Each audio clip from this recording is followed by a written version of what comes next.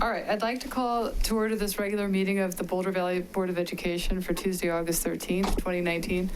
Laura, would you please call the roll? Benford. Here. Fuqua. Here. Garcia. Here. Gebhardt. Here. Marquis. Here.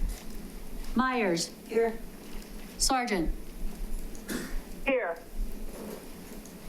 All right. So I'd like to remind everybody that the mission of the Boulder Valley School District is to create challenging, meaningful, and engaging learning opportunities so that all children thrive and are prepared for successful, civically engaged lives. We are here in Superior, and thank you again to the town of Superior for letting us use your space while we're doing renovations at the Board of Education Ed Center. Whoops, and I'll get to the Pledge of Allegiance. Sorry. So let's do that now, and then I'll continue. So first, join us in the Pledge of Allegiance. I pledge allegiance to the flag of the United States of America and to the republic for which it stands, one nation, under God, indivisible, with liberty and justice for all.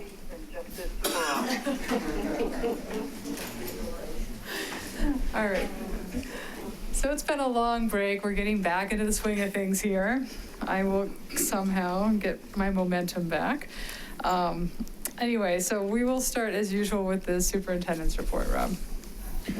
Board President Marquis, members of the board, welcome back. It's so good to see you all. Hopefully everybody had a wonderful summer, had a chance to rest, recharge batteries. Hopefully our staff that is watching at home, and for those parents that are getting ready to send their kids to us, have done the same as well. It's an exciting week for us here, especially those of us working at the Administrative Center, which for those who didn't know is under construction. I want to thank Rob Price and his team for doing an amazing job of really of making temporary homes feel really like home. And so we feel really good about the work that's ahead over the course of the next year in the admin center. And so Rob will give a bond update today at our back to school update, but things are going really, really well. For kids, for our 1st through 5th grade students, 6th grade and 9th grade students, tomorrow is the first day of school. So go to bed on time, eat a nice breakfast, and we'll see you tomorrow. And then Thursday, 7th, 8th, 10th through 12th grades start, and then kindergarten stagger starts over the next few days. And so we're excited to have all of our students back, and it's been a busy summer, but we're ready to go.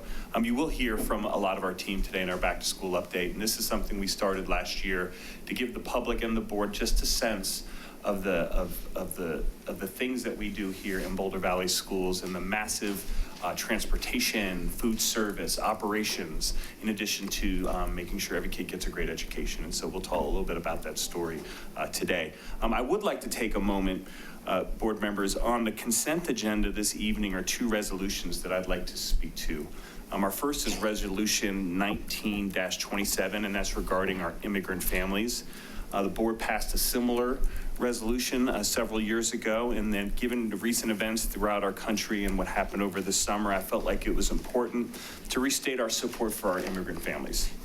And I think it's important that all families and all parents have the ability to access their education without fear. And I wanted to make sure that we reiterated our position in supporting all families, and that we're going to do everything in our lawful power to protect our students regardless of immigration status, including but not limiting to the following actions. The district will continue its practice to not collect or maintain any information about our students' immigration status. That any request by a federal immigration official for entry into any district school or other district property, or to communicate with any student while that student is under the supervision of the district during any school activity or while using district transportation, or for any information about our students shall be immediately forwarded to our district's Office of Legal Counsel. And that we will be providing training and additional resources if needed for our existing crisis and emergency response teams in order to help ensure the safety and well-being of our immigrant students. Second resolution, which is 19-28, is regarding vaping. I had an opportunity to write an op-ed for the Daily Camera over the summer. Our community has a problem with vaping. I believe a very serious problem, and I don't know that people understand the severity of what we're dealing with. We need to make sure that we're in tune to the realities of the situation, and that we are our hope is that as a district, we're calling on folks to join us in this fight. Colorado kids are vaping at epidemic levels. 27% of students reporting use in Colorado, and that's more than double the national rate, and nearly 4 times the rate of traditional cigarettes. And that's according to a recently released Healthy Kids Colorado survey. If you read some of the literature that's out there and some of the big tobacco companies talking about how these e-devices are helping helping adults quit smoking. For every adult that quits smoking, 80 adolescents or teens become addicted. Think about that for a second. And that we're going to do everything in our authority to fight this epidemic use of vaping devices by children, including but not limited to increasing awareness for our staff to recognize and intervene when students who are vaping, advocating for changes in regulation by local municipalities to restrict access or to take flavored options off the shelf. And as we speak, Boulder City Council actually has action items on their agenda this evening to take action in regards to some of those regulations and laws. And I want to just publicly thank them for listening to both parents and the district in taking action and commend them. And we want to make sure that we're working with our families to increase education of adults and children. This is happening right underneath our noses.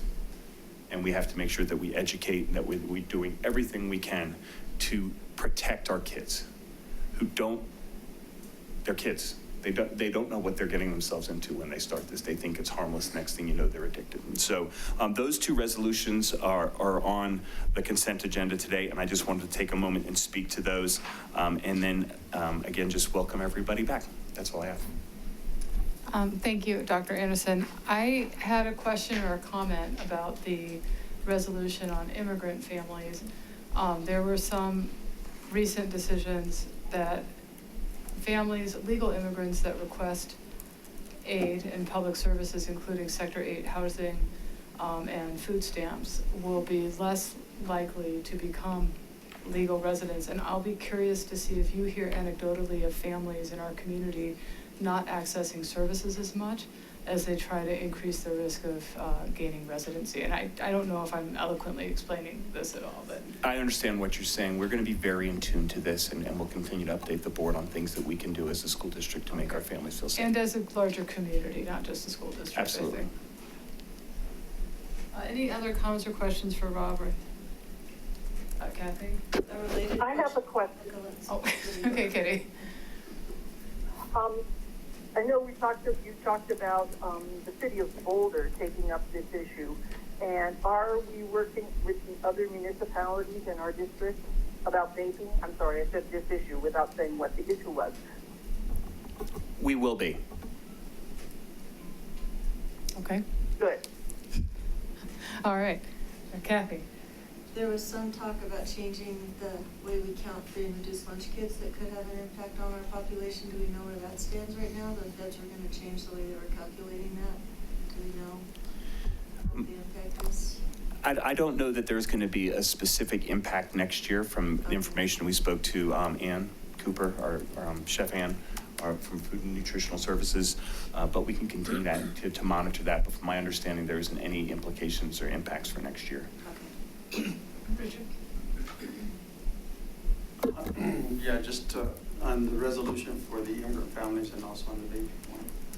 Are we going to have an opportunity to talk about that when we get to it on the agenda, or shall we talk about it now? We put it on consent. So if we want to talk about it, you pull it. Okay. Or if you're not planning on changing it, you don't need to pull it, but we'll say discussion. Questions on it. But we'll do discussion if you're not necessarily going to change anything. Okay. I'm not going to change it. Well, maybe Yeah, changes we'll may have- come out of it. We'll have discussion on consent. Okay. All right. So any other questions or comments? Okay. So we'll move on to our next item, which is public participation. We do not have any speakers signed up this evening, so we won't be doing that. And our next item is board communication. Board members, would anyone like to share anything? Kathy?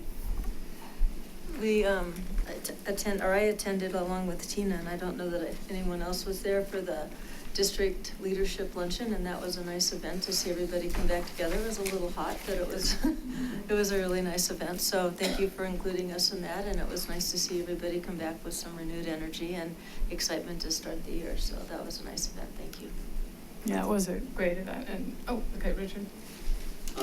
I've been hanging onto this daily camera on the summer school for Boulder Valley School District. And I know I've been advocating for the district to take on summer school programs away from community schools. I'd like to read a paragraph of this one here. It says, with only enough money for a half-a-day program, Boulder Valley Community Schools Director Melinda Groom said the district decided 3 years ago to move from a remedial model aimed at struggling students to the current enrichment model. I would like to see if we can bring it back to talk about doing some more remedial work for our struggling students as opposed to an enrichment program. That's my comment. Okay. Okay. Any comments on this side? All right, and I just wanted to thank you again for your advocacy on the vaping issue. One of the most disheartening things I did hear and watching social media were comments that said, this is not our problem, this is the parents' problem, it's a parenting problem. I feel that this is a community problem, and I appreciate you saying that the community needs to come together on this.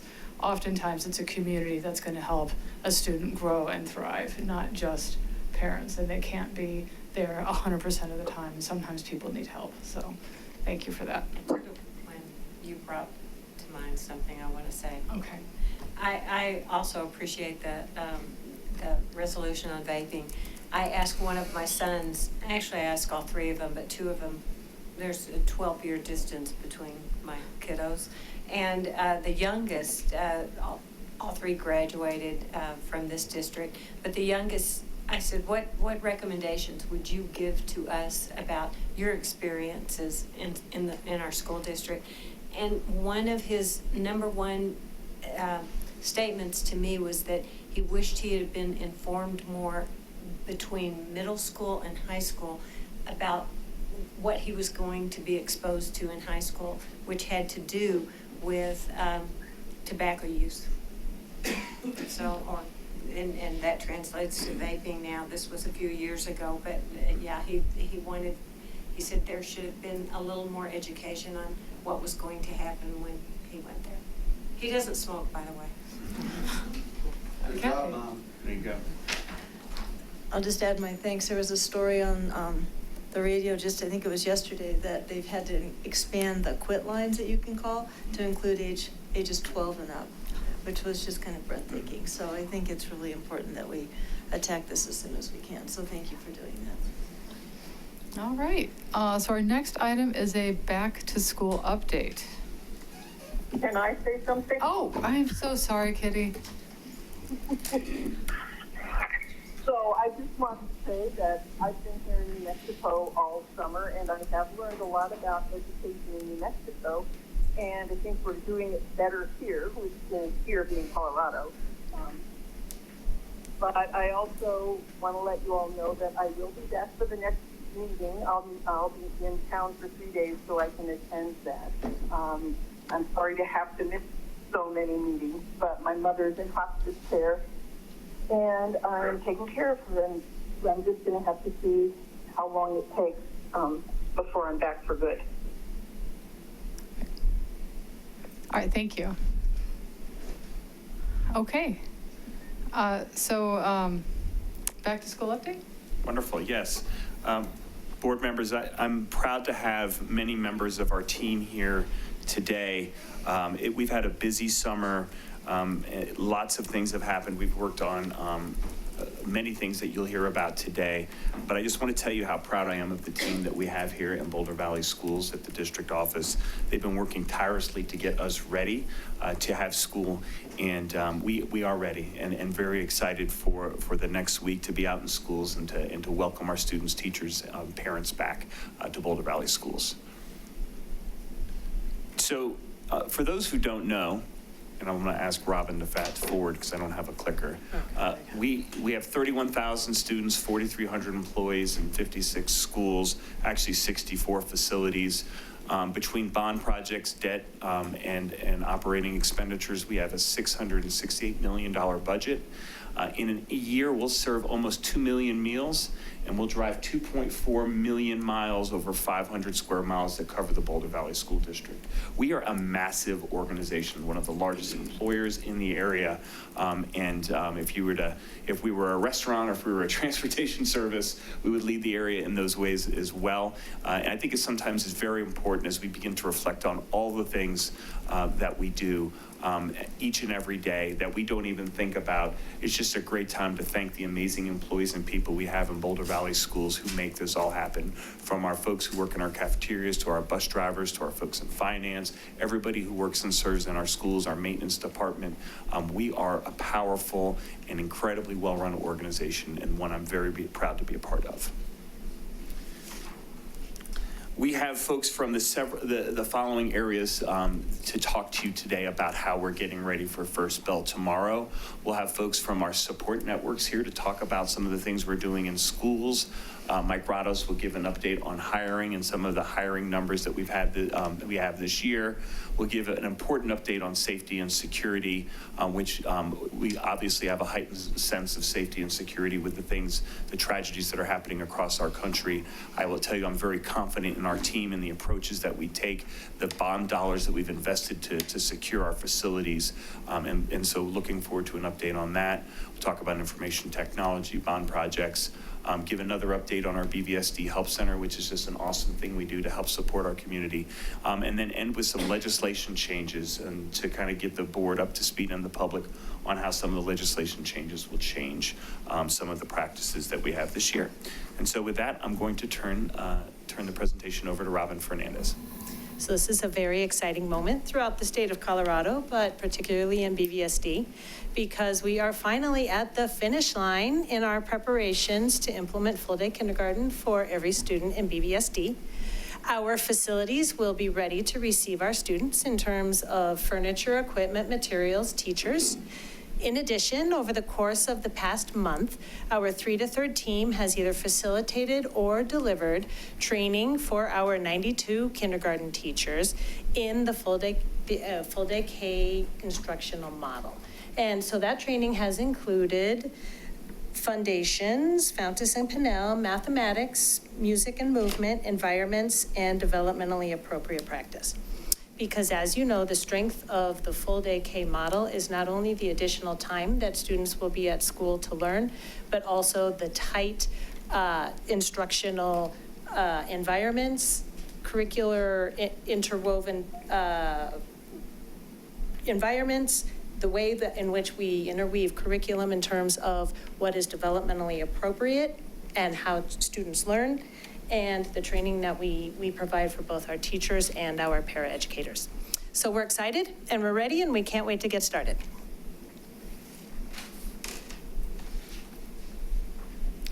Good evening, everyone. Margaret Crespo. I just wanted to share how excited we are about our school start times. We work tirelessly as a team with transportation, the principals, parents, and community to move the start times, and our transportation is ready. Our kids know what time they're starting school. They can sleep in a little bit at the high school level. And those middle schools that in K-8s that we had to change were very cooperative through the process as we systemized what that would look like over the next year. We're excited to visit as we go through this year and see how things are rolling out and adjustments that we may need to make. And just super grateful for Rob Price and his department with transportation and Albert Samora getting this ready. So we'll see how it starts tomorrow. Thank you.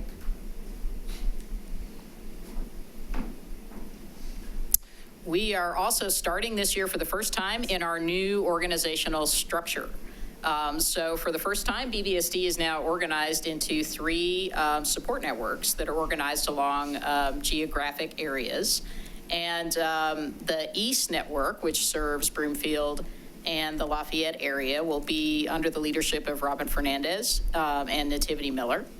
Our Southwest Network, which serves the Louisville Superior area, as well as South Boulder, will be under the leadership of Dr. Margaret Crespo and Michelle DeBerry. And the Northwest Network, which is North Boulder and also our mountain schools, will be with me and Ginny Vigilic, who we have hired as our interim executive director to serve in that capacity this year.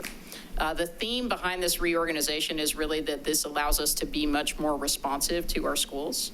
And so far, that's a message that's been well received by our principals.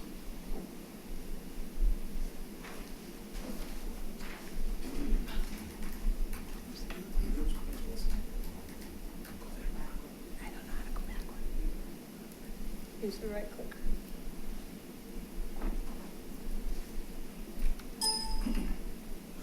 There we go.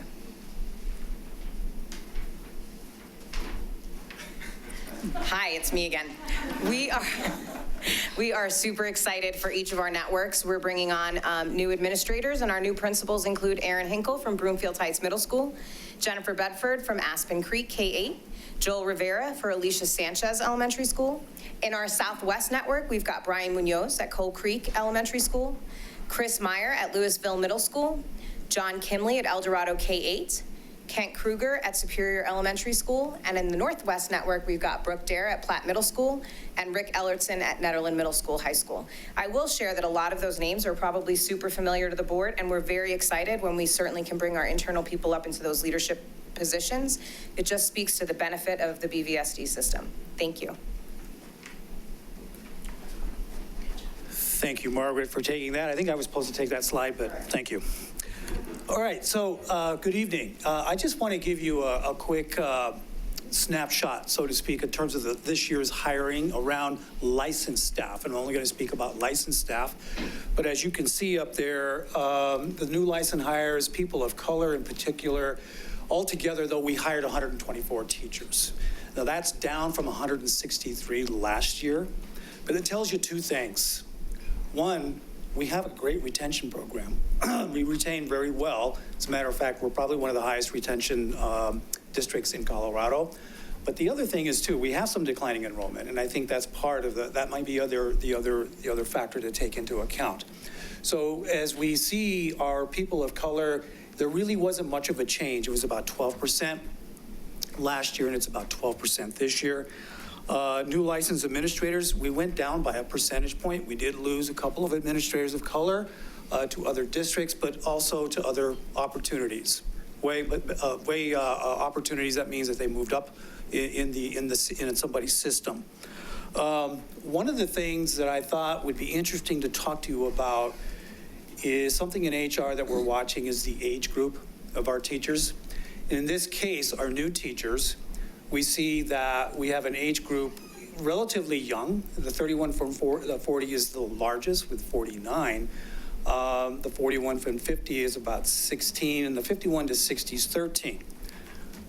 Now, as we went through, as Katie Mills will come up and talk about new teacher orientation, when we asked how many were brand new right out of the university, there were only about 6 or 8 out of the 124. We attract a lot of people. We get a lot of people from Adams 12 and surrounding districts wanting to come to Boulder. So that is a factor. But as we move up the years, we find that in the age group, we're looking at it right now, 51 to 60 age range, we're looking at 497 teachers, which is about 25% of our teaching staff. So we're looking the trend as we look forward, there's going to be some retirements, and there's going to be some new opportunities for us to recruit better in terms of what we want. 61 to 70 range, it's the third largest, 97 teachers within our district. In the 41 to 60, or the 41 to 50 is our largest, about 684. So, so we're starting to prepare. We're going to have to start preparing for our age of our teachers to get into new recruiting practices, which I want to talk about in a little bit later. This next slide, next two slides, talks about a trend. I wanted to go back and give you information from 2014 all the way to now, 2019, of where we find people of color in terms of our licensed staff. We see a trend up, but to me, it's just not enough yet. We still need to do better in that area. from 9% all the way to maybe 12.5%. That could speak better. So we're looking forward, and especially as we start the new strategic plan. There is definitely 5A, 5B, or 6A are really going to be helpful in terms of how we want to have that action and what we're going to do in terms of those plans and those actions to get that done. Administrators, same kind of thing. As I said before, from the 18-19 school year to 19-20, we lost a couple. So we went from a 17.20 to a 15.78, so about 1% difference. And of course, that trend started to come up. We really dipped in 17-18, we came back in 18-19. So that's another trend we're trying to accomplish, getting better. In terms of how we recruit, we do go to in-state. A lot of in-state, we go to all the in-state recruiting fairs. The Colorado Association of School Personnel has their own, which is all the HR people in the state of Colorado, where we attract probably over 400 to 500 candidates. Back in the day, we used to attract almost 1,000. That number is starting to fall, okay? One of the things about the hiring fairs we always figure is when we look at people of color in those hiring fairs, there's a representation of about 15%, and we try to reflect that.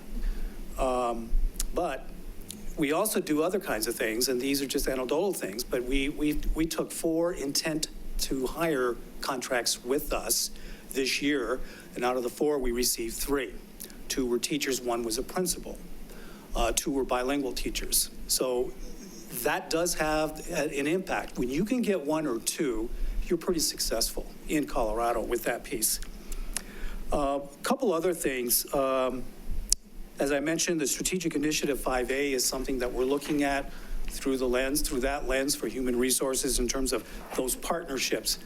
One of the things that we now have with CU, which I would like to get better, and we're going to actually be talking with them and the community colleges, is the Pathways program. So if students meet and go through the Pathways program and meet the criteria to be admitted into the University of Colorado, they're automatically into the ed program, the ed prep program. What we want to do is, as we go through the strategic plan and look at the action items that we want to use, and it's used as a metric, is the number of kids of color that we can get into being teachers. The other thing that's urgent for us, right now, we'll be reaching out to 34 of our paraprofessionals who are people of color, and actually offering them to take the praxis tests, the place tests, at our recruitment dollar cost, to see if we can get some urgency to get them into the system next year and get those numbers higher for us. With that, I'm going to go ahead and introduce Katie Mills, our new Director of Professional Learning. And as you all know, Mary Jo retired. Katie has stepped in and done a great job. She's going to talk to you about new teacher orientation and new administrator. Hello, and I'm excited to be here to talk to you about the onboarding and the welcoming of our new administrators, our new teachers, our new office professionals. Oh, thank you.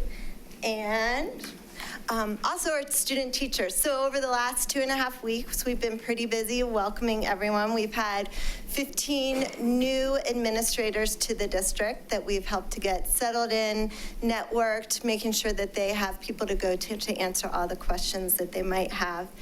And then on July 31st, we welcomed 124 new, very excited educators. And in addition, we had the teachers, we had special service providers, counselors, and this year we also welcomed the nurses into our induction program. So we're excited to be expanding it to really all licensed employees.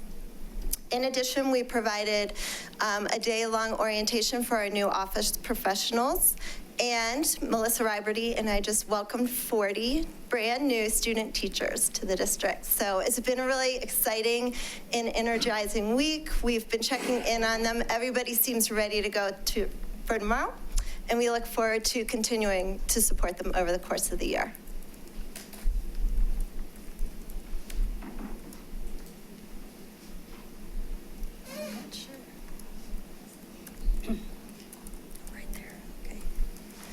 Good evening, everyone. I'm Terry Mulford, the president of the Boulder Valley Education Association, and we wanted you to know that BVEA was very pleased to join the new educators for lunch at Centaurus High School on August 2nd. And while encouraging them to join their professional association, we also emphasize the collaborative relationship between BVEA and BVSD. Thank you.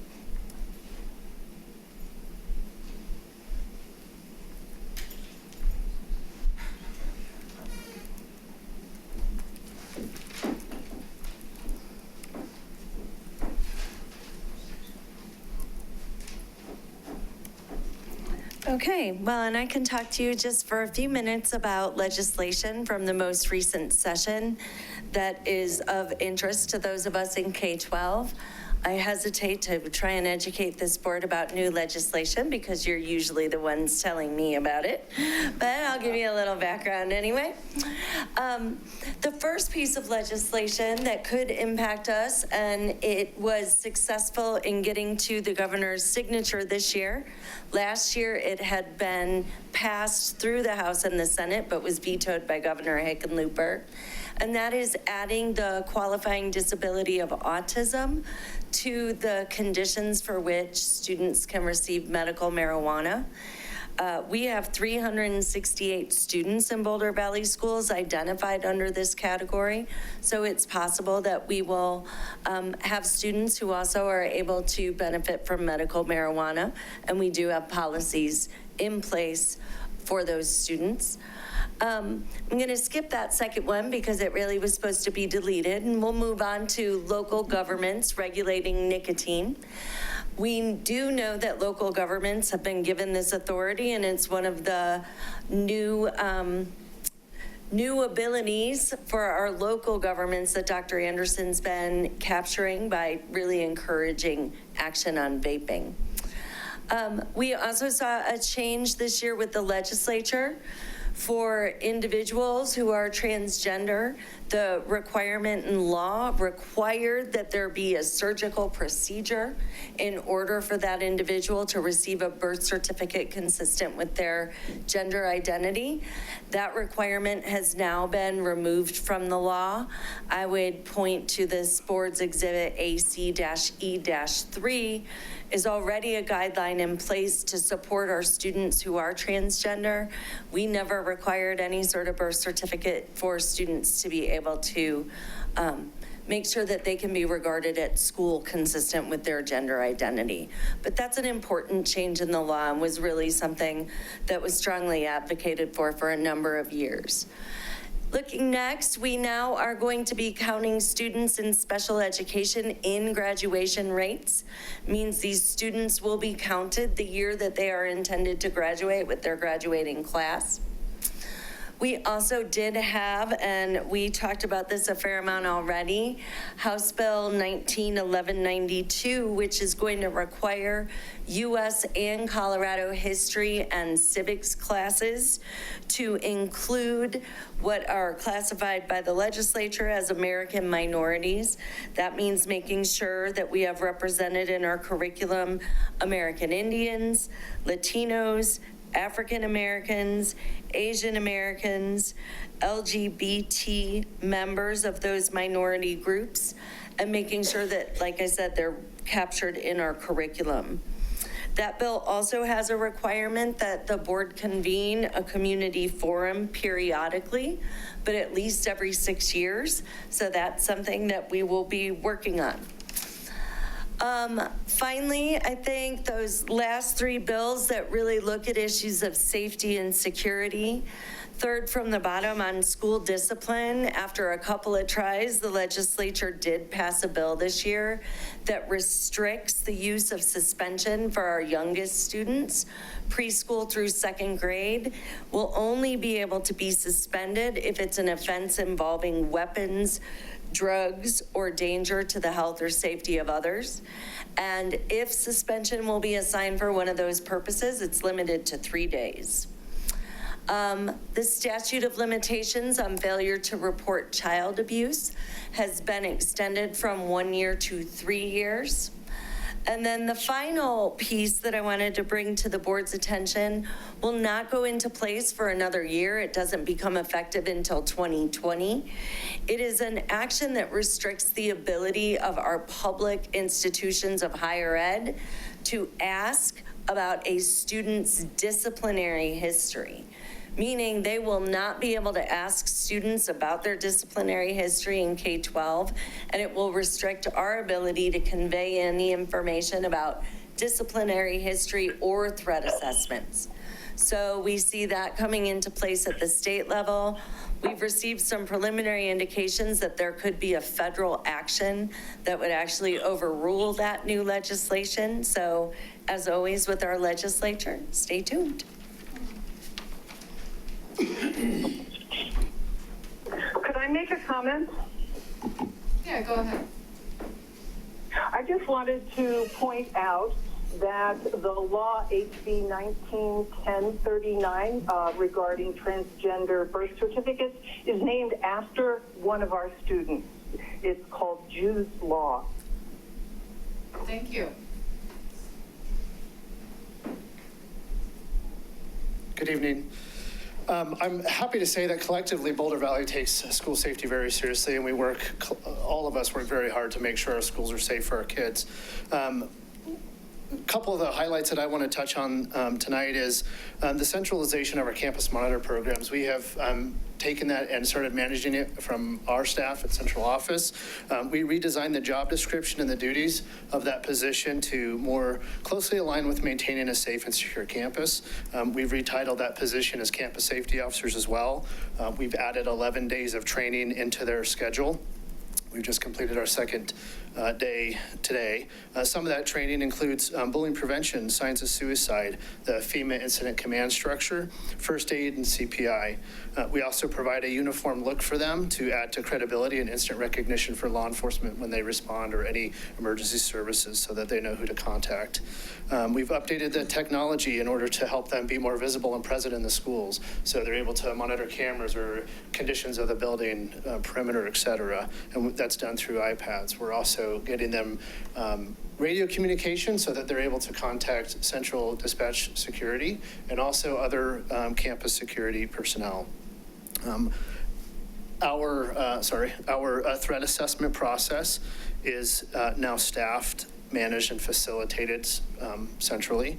Our central security staff does that. We have moved towards a centralized team that provides consistency in the process. So we'll have the same people sit on all full team assessments.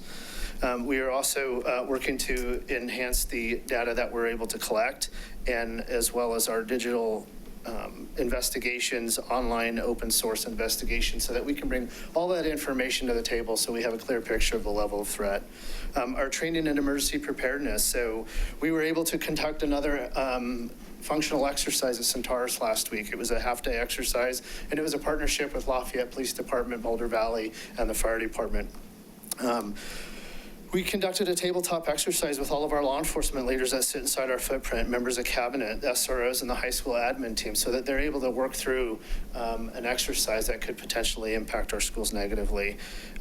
We've increased our staff training beyond just the standard response protocol to include their roles and responsibilities and how they take leadership in a crisis, as well as implementing a new response for our schools of hold. We continue to train with our school response teams. So last year and this year, we will continue to sit in front of all of the school response teams and provide tabletop training for them so that we can increase their capacity to deal with an event at the school that could impact it. We are continuing to talk to our community about what we're doing in the district, provide oversight and some insight to what security looks like and how we're preparing for to keep our buildings safe. We're hitting parent groups and also PTAs. Our emergency preparedness, we have done some work on our emergency operations plan. We have revised and updated it. That was done by a cross-functional team that included community partners, BVSD personnel, and emergency services. And we also implemented a process for quality control and accountability for all of our school plans that are specific to each site. We have agreements and plans in place for our off-site evacuations, and as those positions change, we will continue to update that. The alignment of our security protocols across the district. We are working very hard for consistency in application and how we apply the standard response protocol in different situations in our schools across the jurisdictions that we work with, as well as more oversight and engagement in all of our safety drills from central office staff. We've actually redesigned or rescheduled our staff so that we're able to attend every single one of those throughout the school year so we can provide the oversight as well. We've worked with law enforcement on how do we increase the efficiency of them coming to our schools, and what does that look like for them? And so we've identified a way that's consistent throughout this North Metro area, numbering our buildings so that all emergency services can quickly and efficiently get into our buildings, whether it's for first aid or some other issue. Our security technology, we're very consistent across the district in all of our bond schools. We're very fortunate to have consistency in the building and also the technology you have. And that technology allows us to monitor our buildings after hours, understand where our buildings are unlocked or open during the school day or doors are propped. One of the things that was really beneficial when we had this threat from Florida that came up last year and it shut down our school district is we had eyes on all of our schools from a central office location. And so when students showed up to school that maybe didn't get the message, we were able to dispatch staff out there to get them home. So that's all I got. Thanks.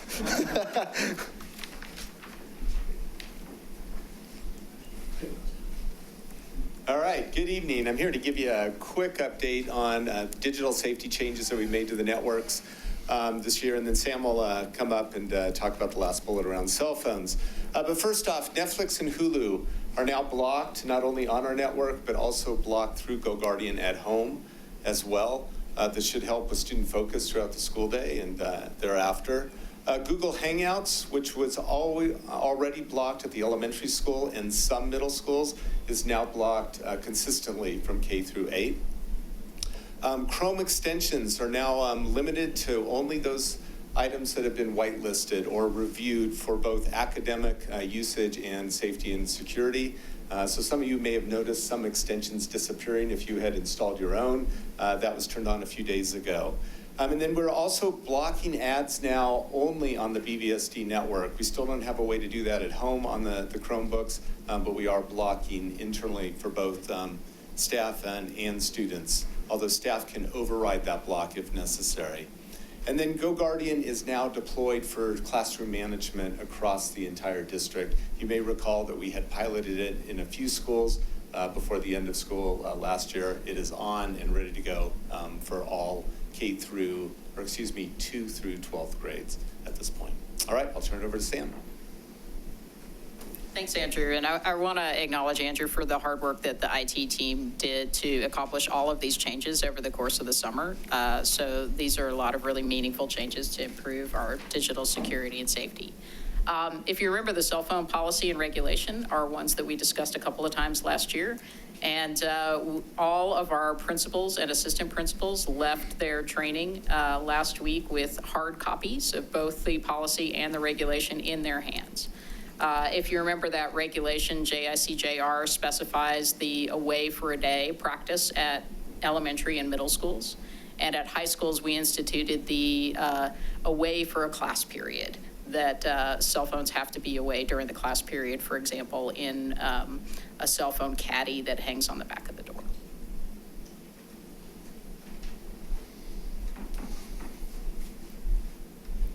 Good evening, I'm Rob Price, Assistant Superintendent of Operations. I want to start out by saying thanks to the voters and the taxpayers for giving us this opportunity this summer. We completed $75 million on 12 schools. That's $6.8 million per week. We have 11 weeks to do this work. Phenomenal job by our teams, and when I say our teams, I'm talking about everybody in this room. It's IT, it's business services. It's our teachers, it's our principals, everybody that it takes an army to get these things put back together. I also want to say a special thanks to our neighbors for putting up with our dust, our noise. So if you get woken up every day with backup alarms, cranes, et cetera, in your backyard, it's probably not too pleasant. And I can't say I received one complaint this summer. So I would say that was successful. However, they've been very patient with us.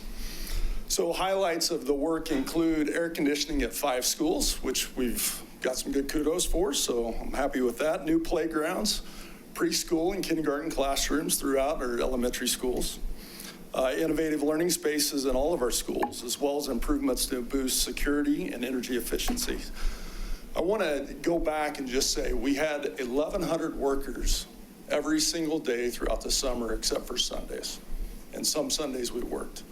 So these crews put in over 800,000 hours in 11 weeks. And again, that's what it takes to put in $6.8 million per week. So kudos to Scott Stevens, our Executive Director of Bond Planning, who couldn't be with us tonight. He's still running crews out in the field right now to make sure our schools are ready, all of our project managers, et cetera. We will say 10 schools are welcoming students tomorrow. As you know, we did delay 2 schools. Lafayette was delayed early, and then Louisville, we made that decision 2 or 3 weeks ago.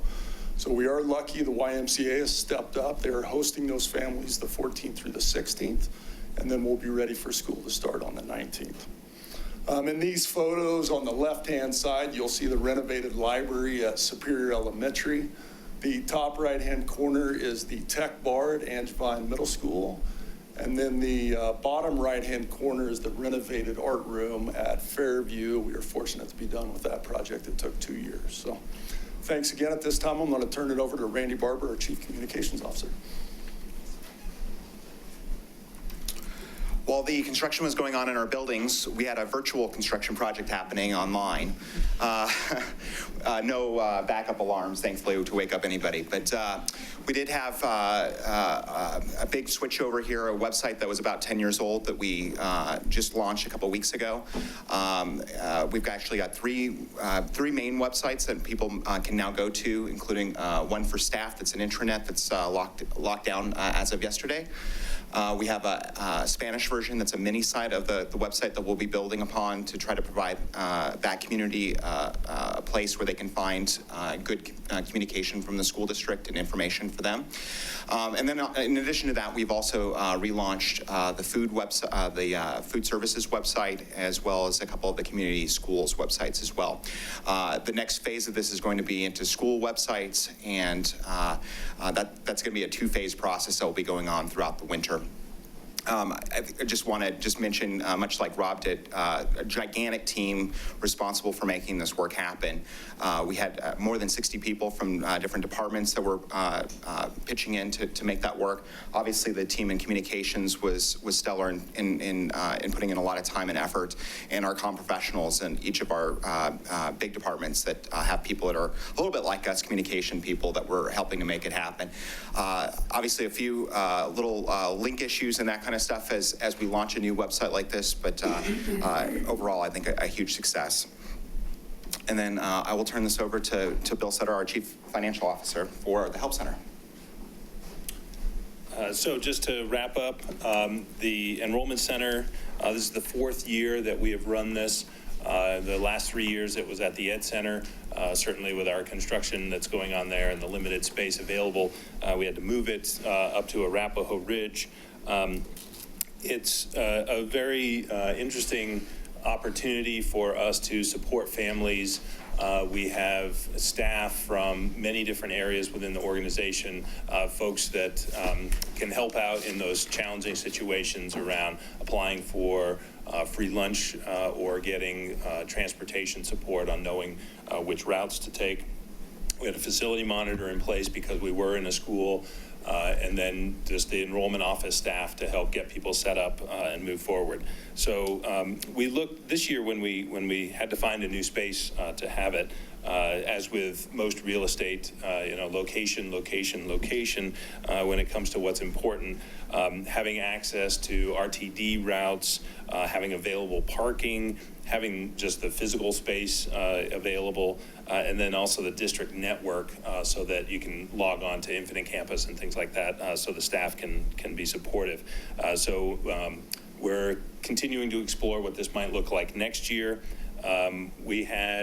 So it just closed at 7 o'clock. That was the final bit today.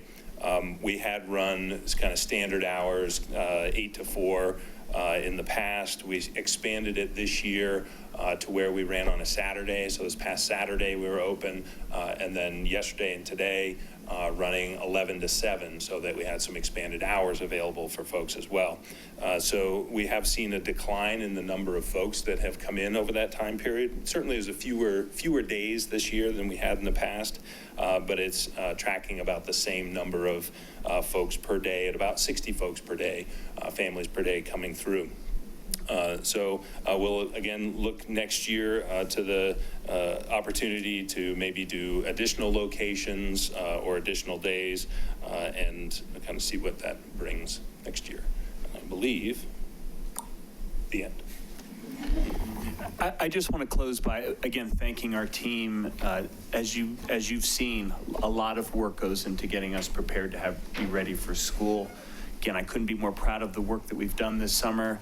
Can't thank everyone enough for the extra hours that we put in during these summer months to make sure that we're ready to go for kids. But board members, we are ready and excited to have kids back tomorrow. And we're happy to answer any questions you might have. All right, so that's a lot of topics. Richard. I want to go to the kindergarten slide that you had on there.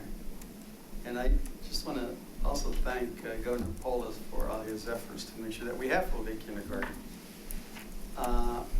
But the question that I had on the kindergarten slide, I lost it already. Slide 4.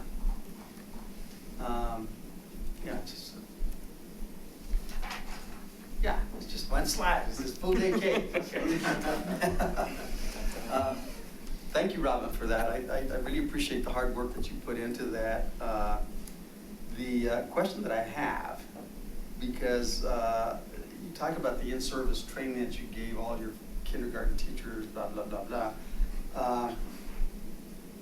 We know that we do have a learning gap in our school system. And much of that learning gap is between Latino students and non-Latino students. We know that. And we also know that one way to maybe close that learning gap is to work with parents. And my question is the district, are you thinking about at any time on how to provide more information to parents? I'm talking about all parents. Because I think that parents need to know what expectations we have of kindergarten kids. Like, what should they know before they hit kindergarten? Should they have early reading skills, early writing skills, early math skills, those kinds of things. And this is a plug for El Paso, by the way, because the Engaged Latino Parents Advancing Student Outcomes does that, because we understand, or they understand, that if you don't work with parents at the get-go and you give them that information and give them those skills to be able to work with their kids before they hit kindergarten, all that effort that those teachers are putting together is going to be tougher if kids aren't prepared. So my question is the district, are you thinking at any time later on in the future or soon about working with families to provide them with that type of information and skill training? I can answer this, Richard. First of all, thank you for bringing that those facts to our attention and to the attention of the public, because they are correct. I would say that as we present, and I believe it's September 10th, we're presenting our strategic plan, this idea of partnerships and making sure that we're working and finding the right partners to help us out, especially as before we get kids. I think that you will see as we begin to build out those action plans for those initiatives that you'll be happy to see what it is that we're proposing. It's an important piece, and I will tell you that if I had my way, as kids were being born in our local hospitals, they'd be greeted by somebody with a set of books and here's what it is to do to get ready for kindergarten, ready for pre-K, but those are to your point. Those those ideas take communities to put together. And so as you hear more about our strategic plan, that's where those partnerships and those ideas really will come into fruition. Thank you. Just one more follow-up on this, and that's with the new hires, the licensed staff, and all of that wonderful stuff that you have there. On your statistics, Mike, you're looking at the percentage of persons of color by school year licensed staff. Are you going to give us information in terms of people of color? Are they Latinos? Are they African American? Who are they? How many Latinos do we have? Say, for example, in that 2019-20, out of that 12.46%, how many of those are Latino? Is it 8%, 9%? I don't know. 12%? 12%? Thanks. Donna? I have a question at the other end of the spectrum, and Kathleen, it was just a question, no rationale behind it. It requires, that number 5 on new legislation, requires counting students in special education and graduation rates. Is that the predicted graduation or the actual, like when they're 21, those kids that we stay in till they're 21? It's the predicted. Okay, that's a big, and what was it before? I'm honestly not sure how we were counting those students before, but that's certainly something I can talk with Dr. Rastetter about and get you some more information on. Okay, thanks. And also, I'm sorry, I gave you a wrong figure. It's 14%. It was 9% last year. 14 this year? Yes. and I also have a question on the legislation page. Do we know when we're going to have the forum with our community about the inclusion of American minorities in civics and history? Not yet. And then the other. Sam can speak to that. Oh, sure, We've been great. actually working on that. Wonderful. Yeah, so we'll be presenting to you, I believe, at the next board meeting about the adoption of the new state standards. And adopting those new state standards will trigger for us a curriculum revision process. And as we revise that curriculum, public review has always been a part of that process. But this is certainly a signal to us to ensure that we do some inclusion of a public process to ensure that we're including minorities in those curricula as required by law. Okay, thank you. And then another question was on the school discipline for preschool through second grade. Is that a policy that a charter school can waive out of, or is that, it's not a policy, it's a piece of legislation, right? It's a legislation. It's a piece of legislation, and it specifically includes charter schools. Okay, all right, thank you. Other comments, Sam? I got a couple. I'm excited about full day K, grateful to the governor and everybody for supporting it. I just want to be clear, though, it is still an option for parents who want only half day for their kids to just go half a day, and the trade-off is their kid doesn't get the instruction on whatever happening the other half of the day. That's correct. Yeah, okay. Mike, could you, or Rob, I just was wondering about the classified hiring. It's my perception, and this may be just my perception, that we're advertising more aggressively for bus drivers and food service. How's that going? Well, Rob, you probably have better figures than I do, but I know that we've made great strides with the transportation, but we're still short. The advertisement for the food service went out, and we actually put some incentives to find people, and that's starting to really build. But I think you've got the latest figures now, right? Yeah, right now I will be starting the school year 30 bus drivers short. So we pull everybody from trainers to routers to mechanics. Everybody will be driving a bus tomorrow to make sure we can cover all of our routes. So we've done a great job, but now it's just getting everybody through the CDL testing, et cetera. We had about 49 applicants, but now they have to pass a number of tests to actually get in the bus. And that takes us about a month to get through. So same way with food services, we're still shy, about 18 people. So we'll pull everybody out of the Ed Center or some of our district staff members to be serving food tomorrow. So we're competitive in what we pay on our benefits. Extremely It's competitive. Just low unemployment, the split shift of driving a bus, all that stuff. Yeah. Rising costs in Boulder, home prices, et cetera. It's expensive to live in. One thing I will say is we do, this is a statewide problem.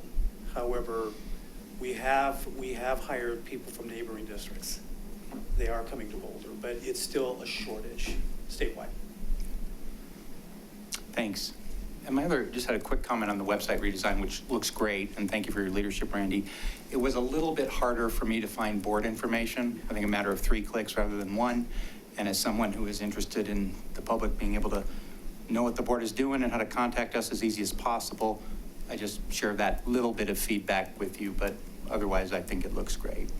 And thanks everybody for all your work. I appreciate what you're doing and the fact that in addition to doing it, you come out here in the evenings to share it with us. Thank you. Sharing it with us the night before school starts. Yeah. Okay. We're not sleeping tonight. That's what I figured. I'm free tomorrow to serve food. I've got nothing on my. Will you drive a bus too? Can we? I would, and you can't even pay me. What are the requirements to drive a bus? What? CDL license, just that? CDL license, And pass a drug test. Yeah, pass all that stuff. There's several tests that we have to go through to get them in a bus. Yep. All right. I want to recruit for you, man. Other questions or comments, or Kathy? I think I've already told Randy this. One of the comments I had on the new website is it used to be you could get to Infinite Campus right off the front page, and I think that's an often used site. So I just think we need to make sure people know how to get to Infinite Campus pretty easily when they go to the website.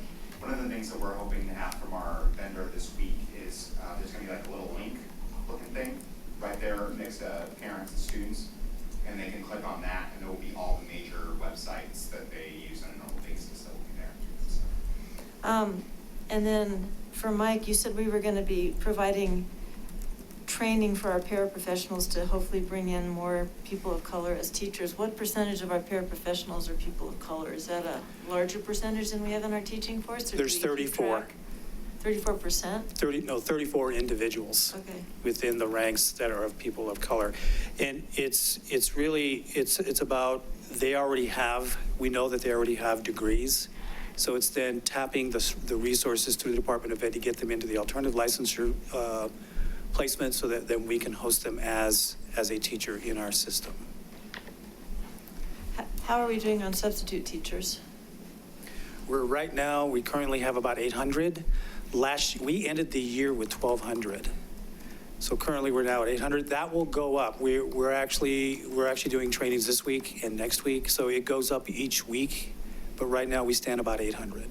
Is that short of what we need? Okay. No, last year we had 600 at this time. Okay. I'll tell you, I think it's one of the things is the change in the rates that we did on a Monday and Friday did really help us last year. We have that data. It did really improve our subsystems. And then a quick question for Rob. Are all our playgrounds ADA accessible?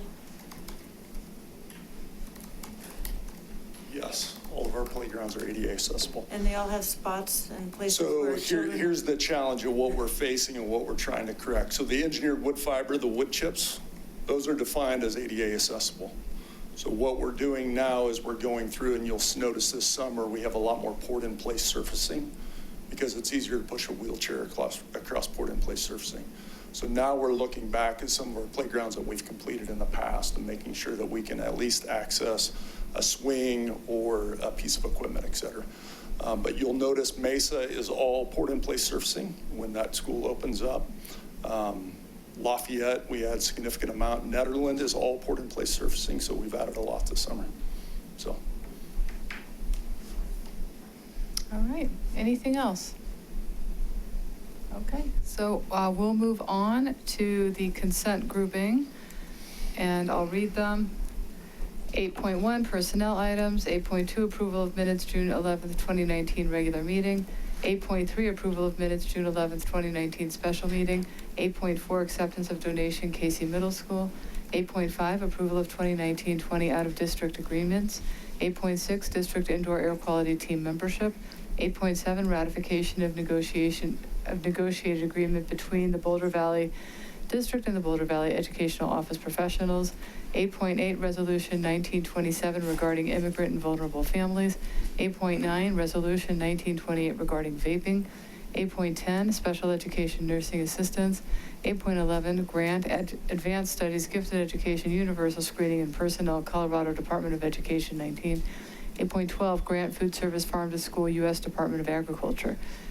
19, 8.13, grant special education IDEA Part B, Colorado Department of Education. 19, 8.14, grant special education IDEA Part C, preschool, Colorado Department of Education. 19, 8.15, grant transportation EV charging stations, Regional Air Quality Council. 19, 8.16, grant Whittier Elementary School, Health and Wellness, City of Boulder Health Equity Fund. 19.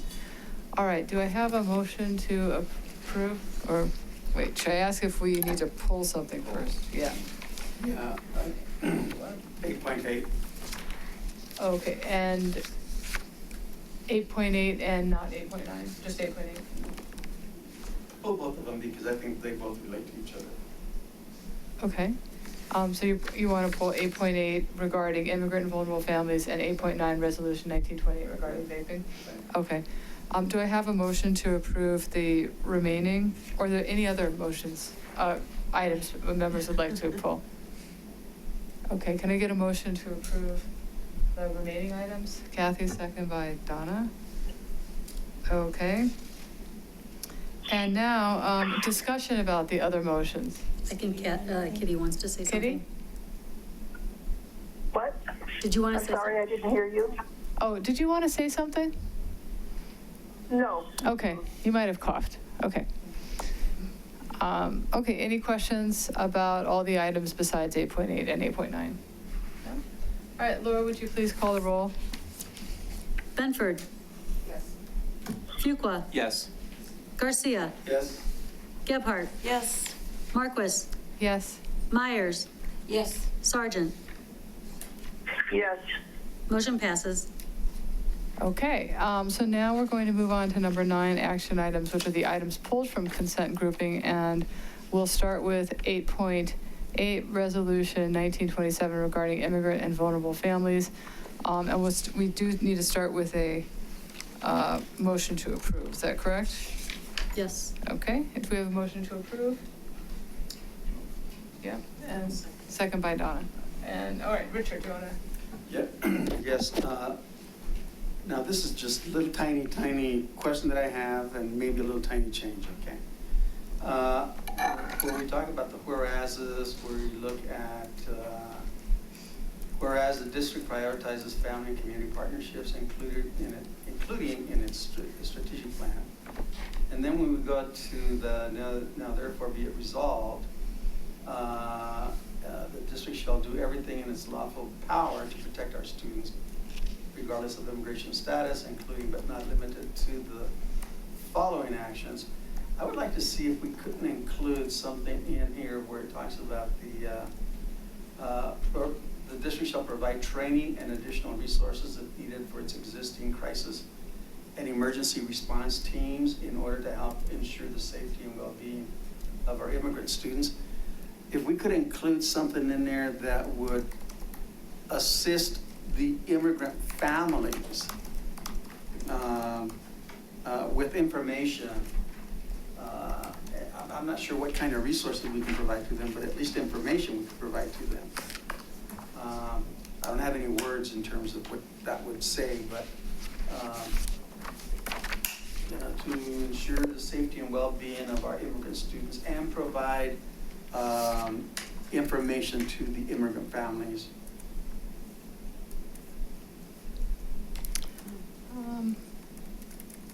So, and that does seem to have a resource connection to it, which I don't think I've seen in a resolution that we've passed. Generally, our resolutions don't have a resource tied to it. Is that generally true, or? Well, if you look at we do have a family and community engagement department.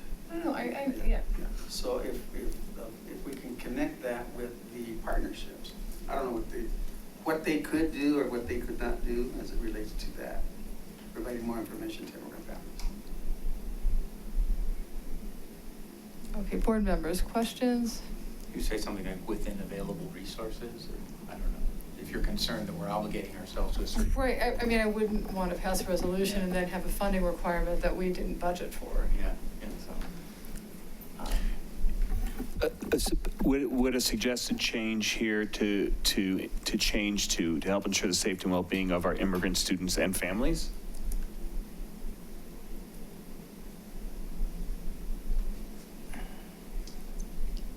But you're asking what resources are and what additional. Right. And to Richard's point, I do believe that Ari and his team, we have family computer partnerships, that there is some of that. Yeah. At the pleasure of the board, however you all would want to make sure this is worded, to ensure, for me, the importance is that we are stating to our immigrant and vulnerable families what it is we're doing to try to protect them and help them feel welcome. So. I think it's important that we do provide resources, but I like what you said, Rob, on the reasoning behind this is just to provide information here that we are behind protecting this group. So I don't know at this point where we put that change in exactly on connecting with resources, which. Well, I guess what I'm thinking about is as we learn of situations, what is it that we can do as a school district to make sure that our families get information before things that are not too great happening to them. And, I'm looking at what happened in Tennessee, for example. When you had the ICE raids and they arrested 600 undocumented workers, and then you had all those kids, what can we do in instances like that as a school district?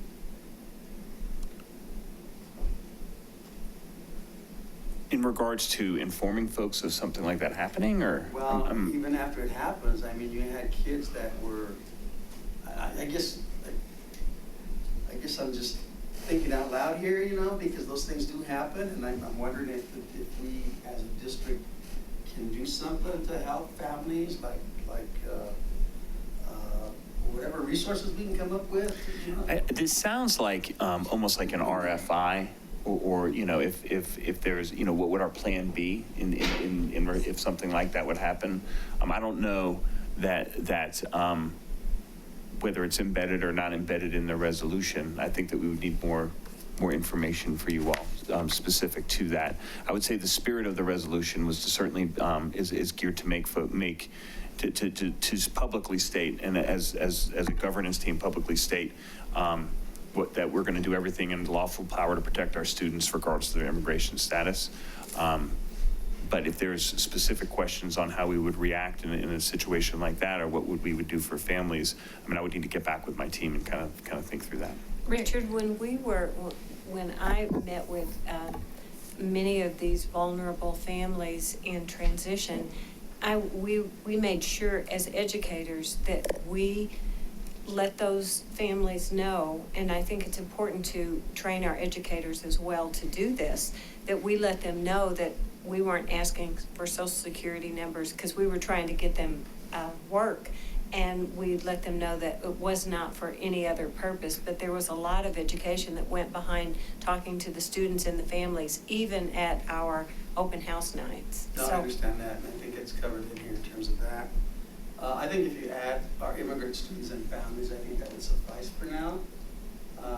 But I would like to dig into it a little bit more in terms of what else can we provide for families. And I'm thinking of even the free and reduced lunch forms that they have to fill out. Many of these undocumented families are working, and you have to provide when you fill out that form. Right, and that goes back to the changes. They're not touching free lunch right now, but you just I'm just making a comment. Okay. Now, the third bullet does say shall provide training and resources if needed for the crisis and emergency response teams in order to help ensure the safety and well-being of our immigrant students. So is that where you're proposing to put and families, or and families under the now therefore be it resolved? Immigrant students and families. On the bottom, third the bullet. third bullet. Okay. Because then we would have to look at what kind of additional resources if needed that these crisis and emergency teams would need to provide. Right. Yeah.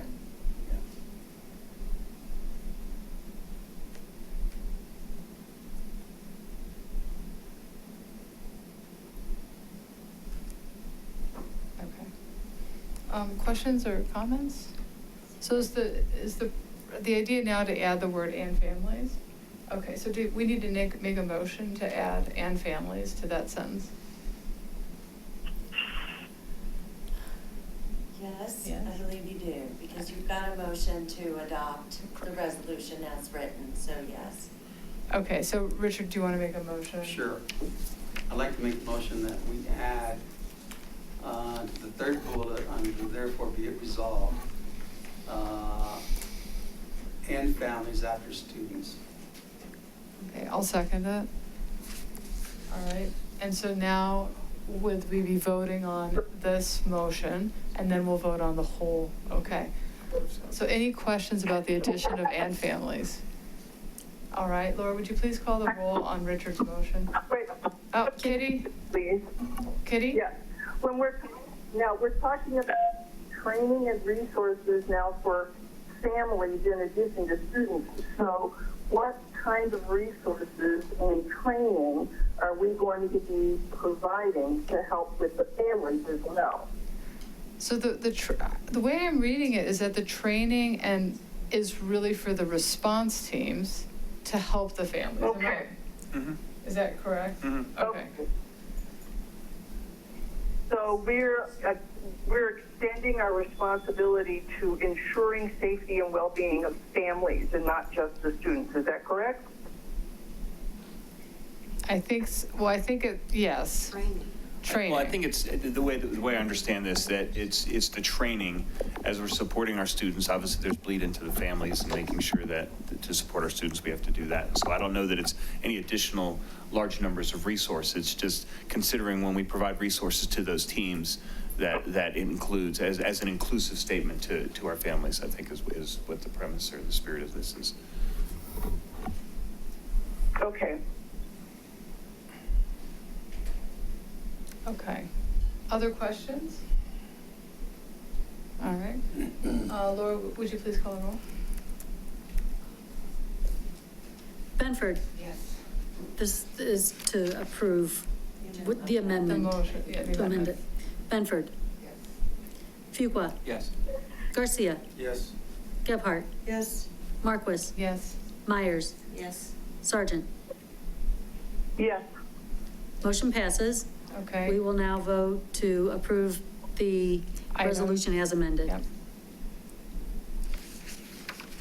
Benford.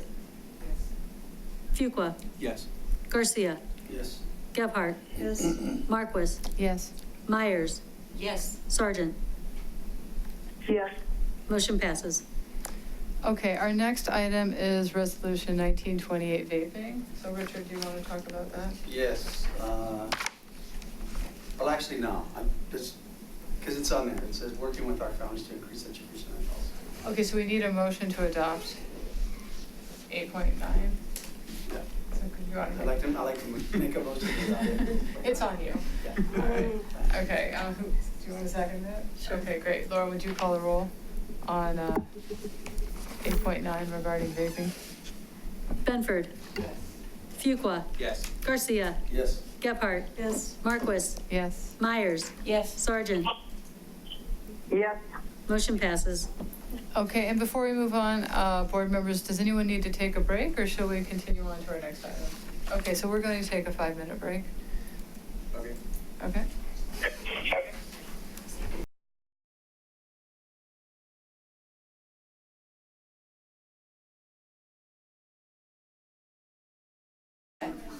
And we are going to start with item 10.1, approval of board policy IGAE, which we've looked at a couple of times. And we're going to need Kathleen for that, okay.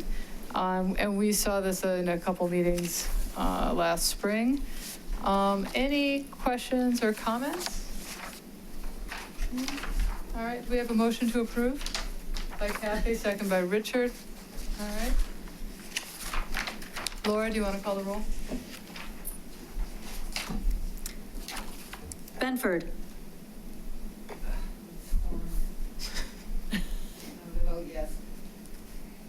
Fuqua. Yes. Garcia. Yes.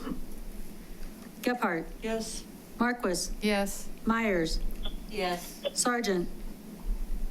Yes. Motion passes.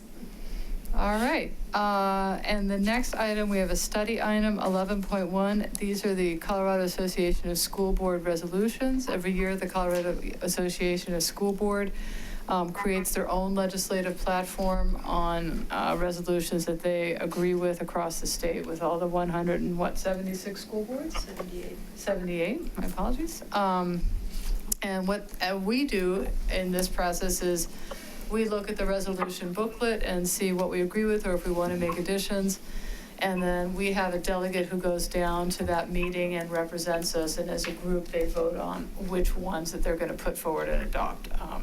So we all had the opportunity to look at the resolution book. And Rob, do you want to say anything or? No, I think I'm okay. Just Okay. let you all kind of discuss it. All right. So board members, what have you got? Thoughts do we have? And Kathy, why don't you also, as the president of CASB, why don't you chime in here?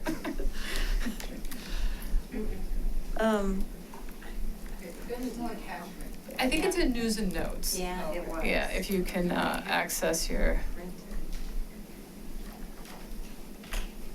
So historically, to my memory, Boulder hasn't submitted any of its own resolutions. We always have a chuckle because Pooter is like an overachiever and usually has 10 or 15 resolutions. But the way, when you get the resolution book in a couple, I guess it'll be in September, they come from individual school boards. And so this year, there are a couple ideas of what kinds of resolutions we might want to have. And one deals with vaping and a potential tax on vaping products. There is, as some of you may remember, there was a failed attempt last year to do a referred measure on a tax for vaping. And so if there is such a tax, what those revenues would be used for. And then some changes and cleanup to some charter school provisions in the law. As we kind of have learned going through the charter school appeal that we went through last year, there are some places that we think there might need to be some cleanup around, for example, the admissions policies and the standard of review. And so we're trying to get ahead of all of this so that we have time to talk to the board, time to talk to the delegates, and then time to work with legislators on those issues. So those are some of the major areas that I think we're looking at. Yeah, and then process questions. So tonight, we are going to suggest what we're thinking, and then we're going to come back in 2 weeks and adopt. Is that the plan? Okay, so so tonight is one opportunity to talk. And then in 2 weeks, we would say these are some ideas we have that we would like to present to CASB. Is that, any questions on that, on the process piece? All right, so I had a few that I was interested in. Should I say mine or? Yeah, that'd be great. Okay, so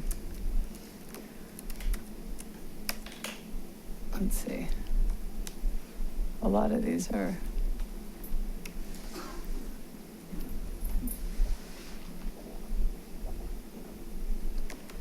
Well, how should we go through this? Are we going to have a document to look at? Because we don't have a. Do you want me to write on the whiteboard? I'm trying to pull up news and notes because I can't get it on my. Okay. Can you point us to that? I had it printed out and we both made a copy. Are you trying to pull up the 2019 legislative platform? Wasn't that in news and notes? Yes, and I have a hard copy that I just happen to keep with me, if you all would like to share. In your pocket? No, well, you know, you never know. Oh, wait, I got that. Oh, this is our legislative platform. We need the resolution pamphlet. The blue book from the resolution book That from was last not year? from the last one, but the one before. Yeah. A resolution booklet from last year? That's the It's, I probably got it in an old board meeting.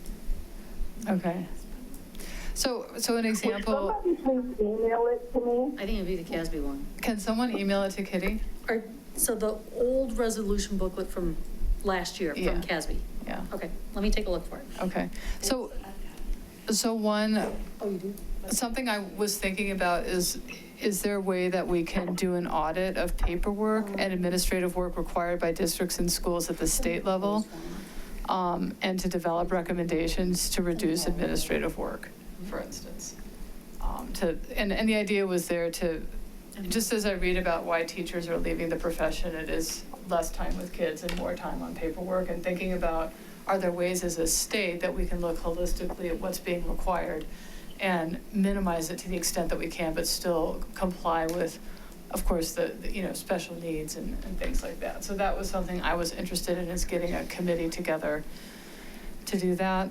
Tina, on that note, and maybe Bill knows the answer to this, Case in the past has done a survey of all of the different statutory requirements, and it's thick of all the things that teachers and administrators, so we wouldn't have to reinvent the wheel. I think we could probably start with, I don't know if they've updated it lately. Yeah, I can't think of when the last time that was done. But it would at least be a starting point. So that's one. Another is that I would like it to be that all boards, both for districts and charters, post their agendas and the documents being discussed by the start of the meeting. There were some difficulties when we were working with Ascent, because they would post agendas but not post the accompanying documents. They were only available if you went to the site, which was in Golden. And so I think that in this age, it's appropriate to electronically make available documents that are being discussed across the state.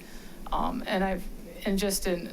think it just makes sense, and we're sort of beyond the drive 40 miles or drive to the Ed Center, and we've updated our policies with that. We've gone electronic.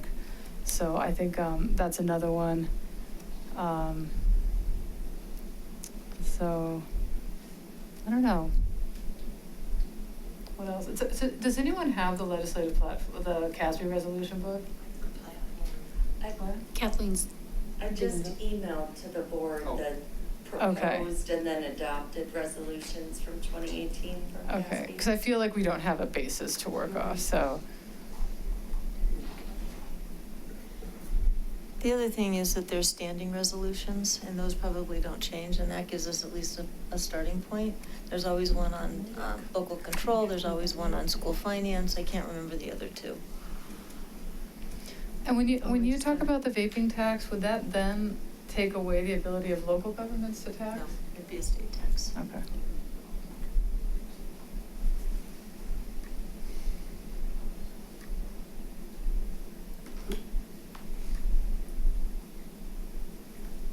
You should have the email now. Okay. And I'm going to try to put it on a flash drive and project it up there. Thank you.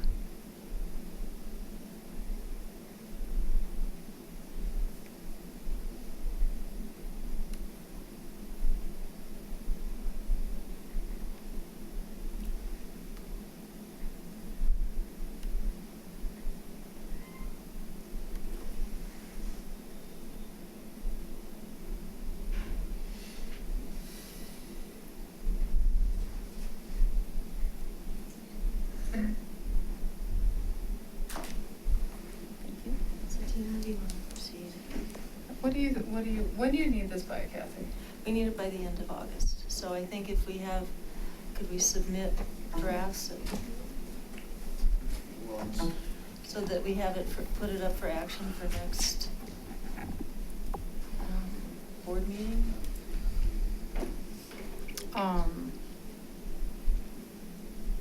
Do you want final or adopted? Kathy, which one do you want? Yeah, they're both dated October 2018. Yeah, so one of them should be set up as the proposed resolutions that are provided to all the boards and delegates in advance, and then the second version is what was actually adopted at the delegate assembly. Both last year. Yes. Yeah, okay, thanks.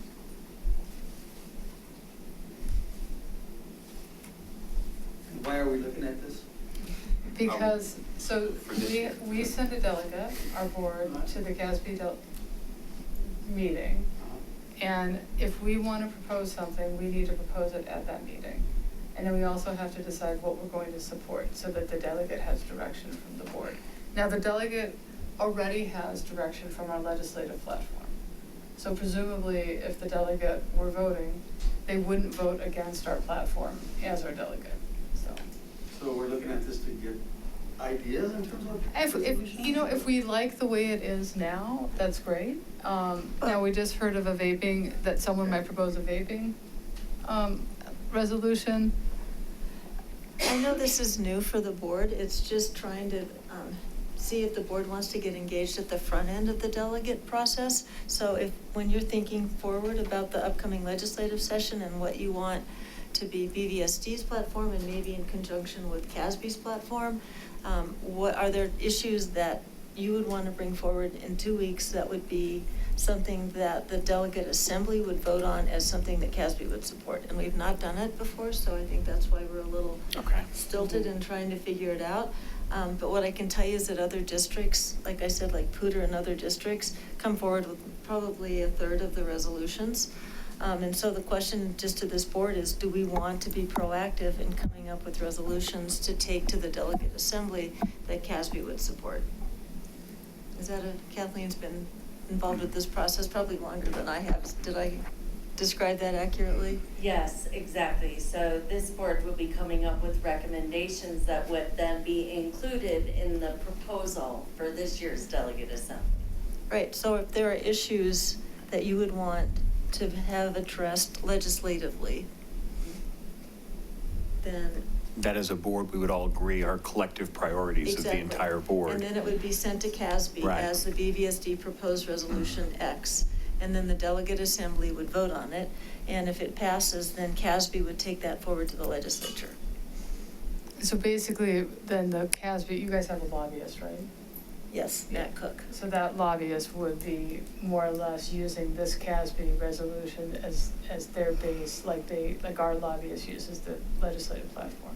Correct. And it just seems to me that it kind of is an additional, if there's a legislative issue that you feel strongly about, that you want BVSD to be advocating for, it seems like it gives a little extra oomph to have CASB also advocating for it at the legislature, as opposed to just BVSD. We may not want to do that. It's just we haven't had that discussion before, so since we have it on the a study, I thought it would be a good idea just to even see if this board has any interest in doing that.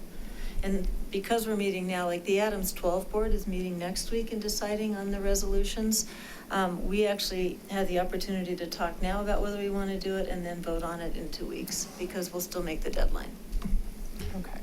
Well, so starting point for me would be if there's anything in our legislative platform that does not have a sort of companion or related resolution, I would be comfortable putting that forward, but I haven't had time to cross-compare. Right. Kathy, do we currently have anything that, and on the academic growth and achievement, I see the one on modifying the definition of post-secondary success to account for traditional and non-traditional matriculation pathways. So what I'm thinking about is the CTE. I thought about this when these came through. I printed them out, but forgot to bring them with me. So in reviewing it spiked my memory on just the CTE programming, on what we as a district. I just talked with Katie Hazley today, and she was talking about wanting to incorporate, she met with their board, incorporate some of the space programming into CTE. So I would like to see how we as a state are going to encourage expansion at the career technical education level. Yeah, that would be just a thought. So if you could wordsmith that. Phrase that. I would. It's a good idea. Yeah, that's great. So the wordsmithing would be somewhere along the lines of how are we going to expand CTE? Yes, to include, but not be limited to. And to include programming that is changing throughout our world. So, To reflect kind of our modern. Well, not improve it, reflect. As I think you know, Donna, Colorado's like what, the second largest state when it comes to space and. I do know. Yeah.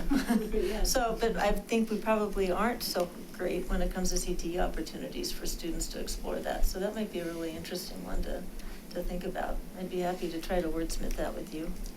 Yeah, okay. But I don't would think- like to see some emphasis on, if we're going to look for different pathways, we also have to emphasize how those pathways are gonna look. Okay. Right, and as you know, what you have to also identify are, potential careers and salaries in that area, and so that would be an interesting thing to talk about, so. Maybe I'll take some notes. All right. So I would like to see some kind of administrative audit, if we could pull that off, just to reduce paperwork. I don't know anything about it, so maybe staff could let us know if that's already in the works. So an administrative audit at the State level, State yeah. Department of Education level to see if there are things that they could stop asking us to do. Right. I don't know of anything that's in the works to do that.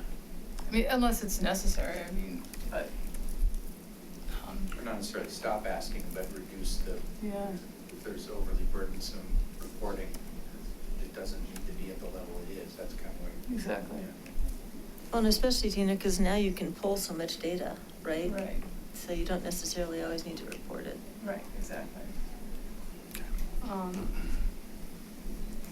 And I, for one, would like to see us put something in that changes the standard of review for charter schools. Because as we have experienced last year, it was, the current standard is the best interest of the district. And I have struggled with how state board members understand what the best interest of the district is over and above what this board is elected to do. And every other administrative appeal is arbitrary and capricious. And I think that that should be the standard of review when a school board makes a decision.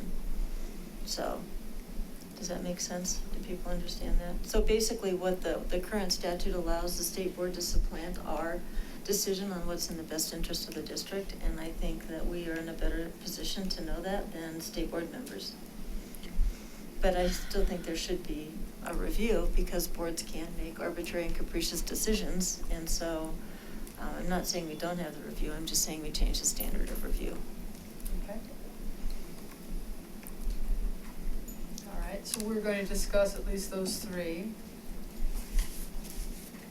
And then in 2 weeks, can we also? Can I add one more? Yeah.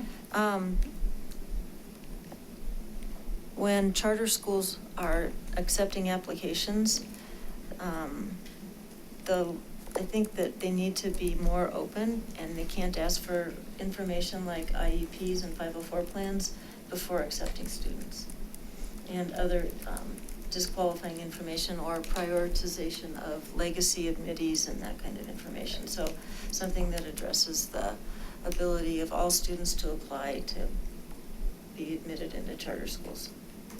Would that be retroactive to existing? No. I mean, we have to go forward. We can't make it retroactive, but. Well, and I think it opens a discussion about accessibility in all of our schools.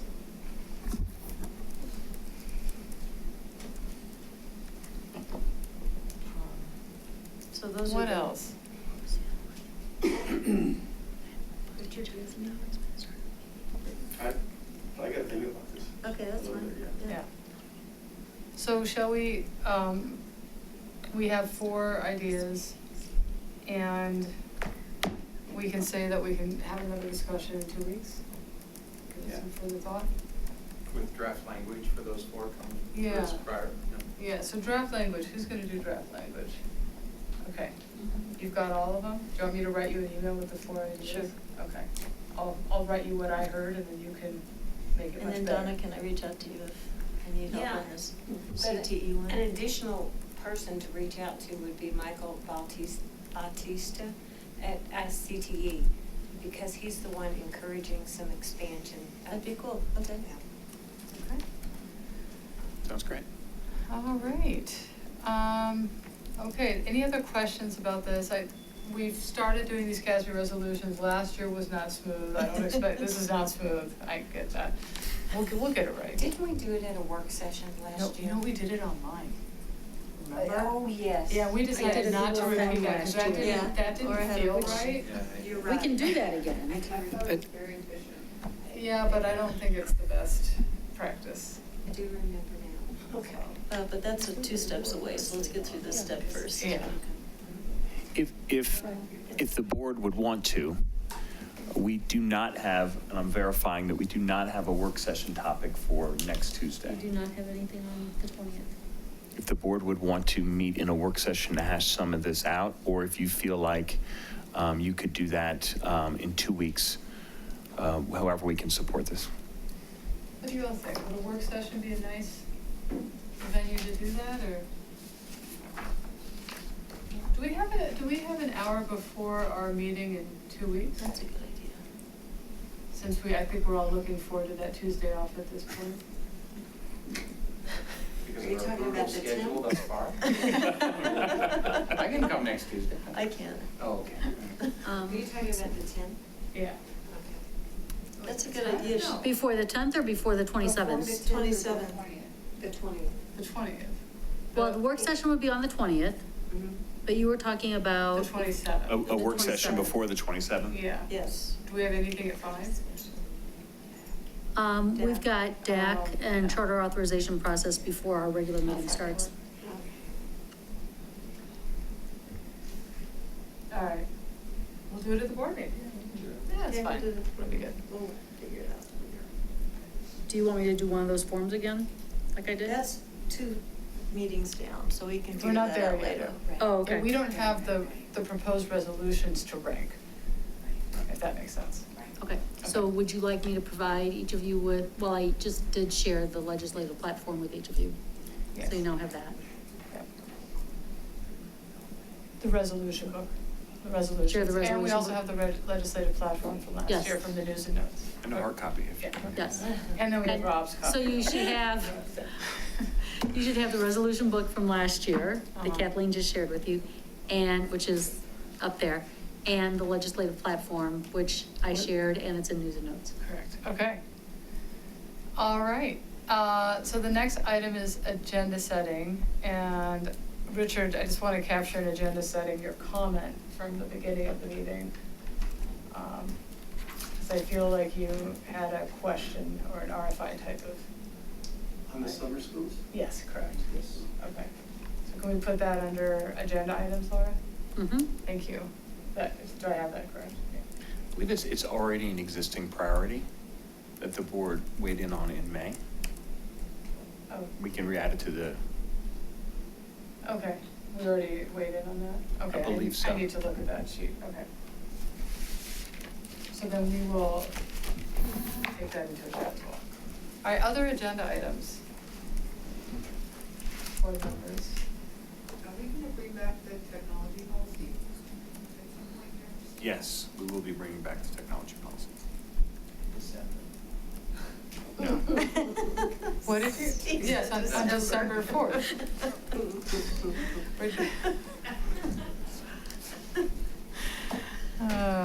I would never take that away from you, Sam.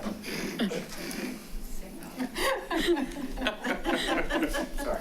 I was meant as giving us Yeah, we'll be bringing that back. All right. Anything else before we adjourn the meeting? All right, we're adjourned.